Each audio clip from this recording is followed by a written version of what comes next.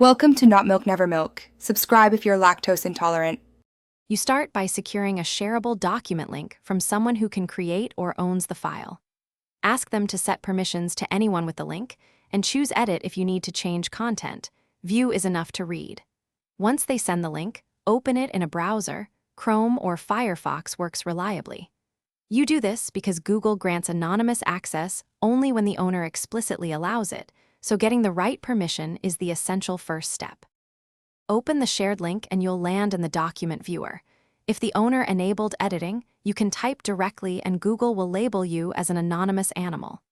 Once you edit, changes autosave to that document link, so you don't need an account to keep work. Make sure to use clear inline comments and plain formatting because features like version history or direct sharing require sign-in. If you need continued access, copy the link or request the owner to duplicate the file for long-term use.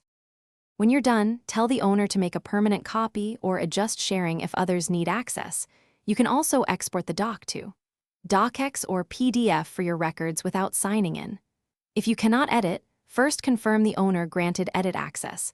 Next, try a private or incognito window to avoid cached credential conflicts.